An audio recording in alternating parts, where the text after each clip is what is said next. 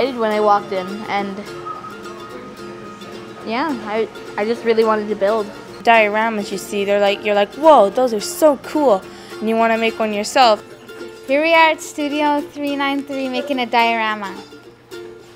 What's a diorama? What's a diorama? What's a diorama? What's a diorama? What's a diorama? I don't know what a diorama is, but I think it's a helpful way to picture how things are going to be. A diorama is basically a big fancy word for a model representing something in a form where you can touch it and move things. Today we're working with Art City, doing a project with kids from the Youth Agencies Alliance, and we're making dioramas and maquettes for a miniature version of a new map of Winnipeg created by the kids that would be a map that represents if they could create a new city, what would they populate it with? What kind of buildings, what kind of centers, what kind of services would they have if they were the city planners and they were the ones creating the new Winnipeg? We are working on a better future for Winnipeg and what it would look like. We're working on 2 floors. We're gonna have a dance studio and a library. We're making like a tower of bling. With laser tagging and bouncy rooms. Like there's a maze with jewels on it, and then there's a tiara on it.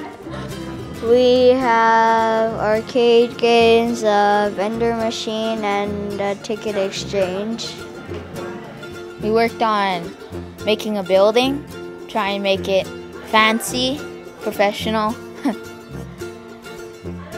and try and make it cool, awesome.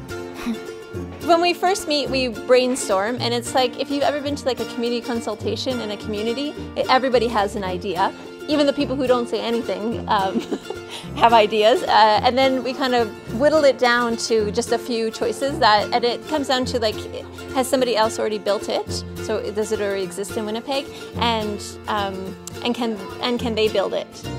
What I liked was listening to everybody's idea, all their ideas, trying to think of something that would make our building look really great. We're giving the children a platform on which to present their ideas of what they want in their communities. So that means by looking through this, you're going to see a lot of whimsical, fun, playful ideas that come from their minds and their imaginations. They've all agreed and collaborated on what's going to go up in their communities.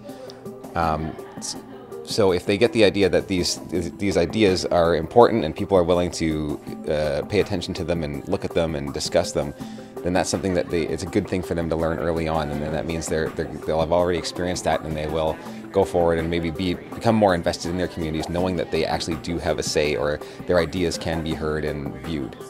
We need to show what the kids, I mean, as adults, it's one thing to say, yeah, we want this, we want that, you know, but the kids are the future, and especially the Rotary Leadership Program focuses on leadership. So future leaders of the community, you know, it's an ideal situation for them to say, you know, they're the ones that are on the streets, right? They're the ones that have the summers off, you know? So it's nice to see what they think that we would need.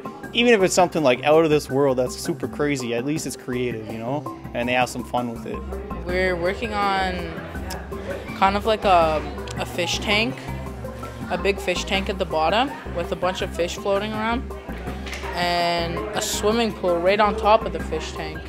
And there's like a lifeguard and everything. And above the swimming pool, there's a playground, there's a jungle gym, swings and everything. And then there's a slide that goes right down on top into the pool. So it's pretty cool. It was a fun experience. I didn't think it was going to be that fun. One of the groups today made a really kind of fantastical building. It's a tower that has flying cars rotating all around it, and along the sides, which is something that I haven't seen in Winnipeg, let alone any city around the world, is our garden. So all 4 sides of the building are covered in greenery, trees, flowers, plants, bushes.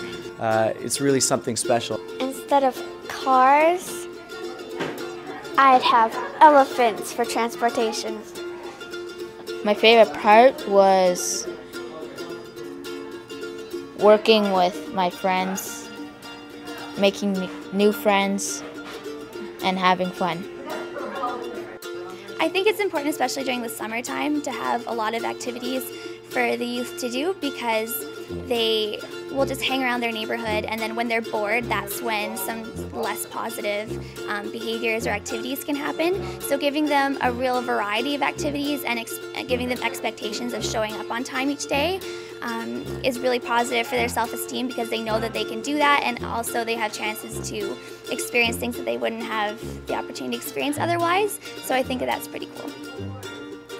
I think it means a whole lot. It's a chance for them to, well, not only to feel like their opinion is, you know, valid and means something because they're planning their own city, and so far today I haven't heard the word no, that's not a good idea once. No matter what they came up with, everyone here is really great in kind of guiding them and making whatever they want kind of come to life, so to speak. So I think it really means a lot for them that way, especially to hear yes, and that's a good idea, and let's build it.